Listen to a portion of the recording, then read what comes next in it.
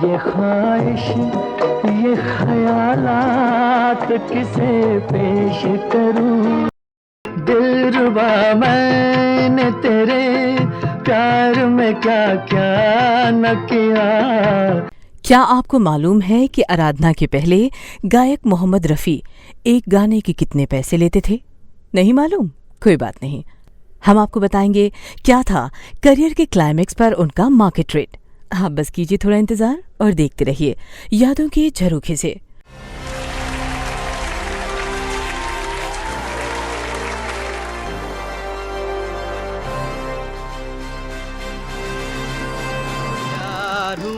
इकरार हुआ है। आपके पाँव देखे, इन्हें जमीन पर मत उतारिएगा। छजी में हारी चलो मान जाओ ना। रौन का इंतजार तो 11 मुल्कों की पुलिस कर रही है। गाता चल ओ साथी गुनगुनाता चल।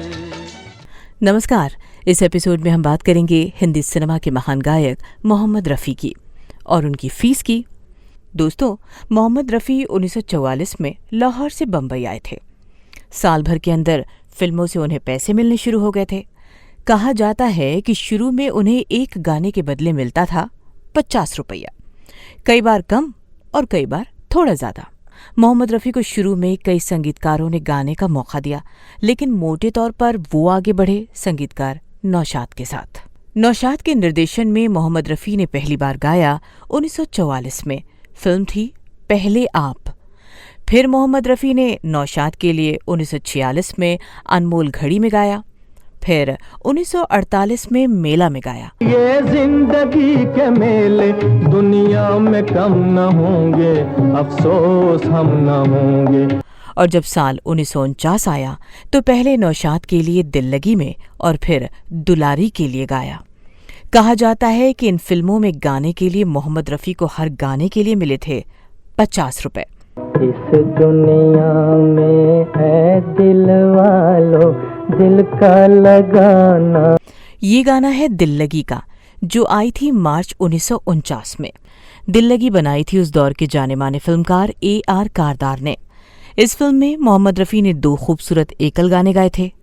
इन दोनों गानों में पर्दे पर दिखाई दे रहे हैं अभिनेता श्याम। तेरे कूचे में अरमानों की दुनिया।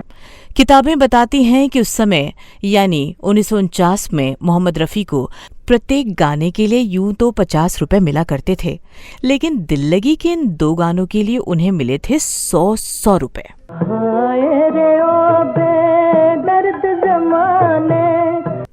कहा जाता है कि इस फिल्म के संगीतकार नौशाद ने दिल लगी के प्रोड्यूसर डायरेक्टर AR कारदार से आग्रह किया था कि वो मोहम्मद रफ़ी को उनके हर गाने के बाद 100 का एक हरा नोट दे। AR कारदार मोहम्मद रफ़ी के गाने से इतने खुश हुए थे कि उन्होंने हर गाने के बाद मोहम्मद रफ़ी को 100 का हरा पत्ता देने में जरा भी गुरेज नहीं किया। आग लगी है दिल में कुछ ऐसी जिसका बुझाना। हालांकि मोहम्मद रफ़ी का रेट तब 50 रुपए ही था। जानकार बताते हैं कि मोहम्मद रफ़ी तो 50 रुपए पाकर भी खुश हो जाते, लेकिन उन्हें ज्यादा खुशी इस बात से हुई कि कोई उनके गाने से खुश होकर उन्हें उनके रेट से ज्यादा पैसा दे रहा है। तुझे पर जान देने की तमन्ना। दोस्तों, ये वो समय था जब हिंदी सिनेमा के ज्यादातर संगीतकारों और निर्माता निर्देशकों को ये लग गया था कि मोहम्मद रफ़ी भविष्य के बड़े सिंगर होने जा रहे हैं, और ऐसा हुआ भी। 50 के दशक में मोहम्मद रफ़ी बाकी सभी गायकों को पीछे छोड़ आगे निकल गए। अब उनकी फीस सैकड़ों में नहीं बल्कि हजारों रुपए में होने लगी। ओ दूर के मुसाफिर हमको भी साथ ले ले रे। मोहम्मद रफ़ी अब सबसे आगे थे, फीस की दौड़ में भी और लोकप्रियता की रेस में भी। हमको भी साथ ले ले, हम रह गए अकेले।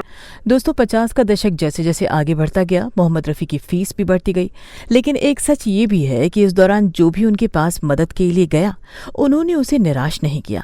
मोहम्मद रफ़ी ने ऐसे संगीतकारों या निर्माता निर्देशकों के लिए पैसे की परवाह किए बिना, अपने मार्केट रेट की परवाह किए बिना गाया, और ऐसा गाया कि ऐसे गाने अमर हो गए।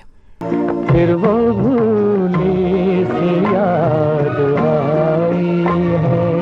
दोस्तों 60 का दशक भी मोटे तौर पर गायक मोहम्मद रफ़ी के नाम रहा। दिल दिया दर्द लिया, दिल दिया दर्द लिया। मोहम्मद रफ़ी नित्य नए रिकॉर्ड तोड़ते जा रहे थे। उनके गाने हिट और सुपर हिट होते जा रहे थे। वो अब भी सबसे आगे थे, रेट के मोर्चे पर भी और लोकप्रियता के मोर्चे पर भी। मैंने जज्बात निभाए हैं उसूलों। दोस्तों 1968 तक सब कुछ सही चला, लेकिन 60 के दशक के अंतिम वर्ष यानी कि 1969 में मोहम्मद रफ़ी को एक बड़ा झटका लगा। उनके 25 साल के अब तक के शानदार करियर पर पहली बार कोई बड़ा संकट आया था। संगीतकार SD बर्मन गंभीर रूप से बीमार पड़े और रातों रात आराधना से मोहम्मद रफ़ी को हटाकर गायक किशोर कुमार को रख लिया गया। प्यार की गलियां। कहा जाता है कि इसके पहले संगीतकार SD बर्मन ने मोहम्मद रफ़ी से कहा था कि आराधना में राजेश खन्ना के लिए वही गाएंगे, और यही नहीं, किताबें बताती हैं कि उन्होंने मोहम्मद रफ़ी से आराधना के पहले 2 युगल गाने रिकॉर्ड भी करवा लिए थे। किताबें ये भी बताती हैं कि आराधना के असिस्टेंट म्यूजिक डायरेक्टर और SD बर्मन के बेटे पंचम यानी RD बर्मन ने तब एक इंटरव्यू में कहा था कि अगर मुझे काम करने की आधी भी स्वतंत्रता मिली तो मैं म्यूजिक रूम में मोहम्मद रफ़ी की जगह किशोर कुमार को बिठा दूंगा। गीत पनघट पे किस दिन गाएगी तू में। दोस्तों आराधना ने बतौर गायक मोहम्मद रफ़ी के करियर को पीछे धकेल दिया था। बाजार में मोहम्मद रफ़ी की रेटिंग गिर गई थी।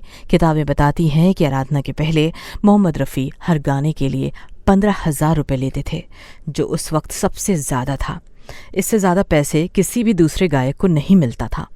कहा जाता है कि राजेश खन्ना की आराधना से ऐसी आंधी उठी कि मोहम्मद रफ़ी को हर गाने के लिए 15,000 रुपये मिलने बंद हो गए।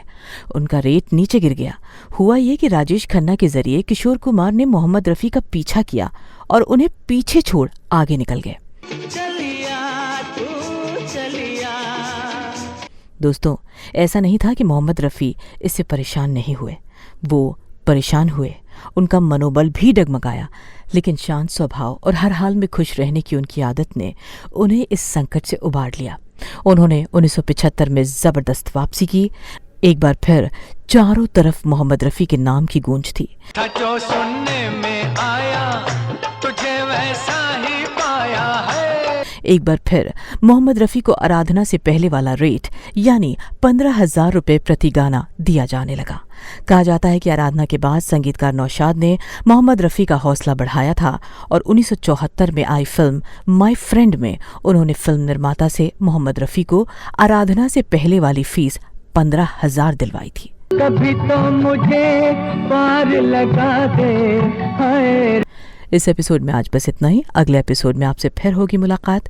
इस बीच आप हमारे वीडियोस लाइक करें, उन्हें शेयर करें और चैनल सब्सक्राइब करें। अब हमें दीजिए इजाजत। नमस्कार। ये नैया मेरी चलती जाए, सहारे तेरे बढ़ती जाए।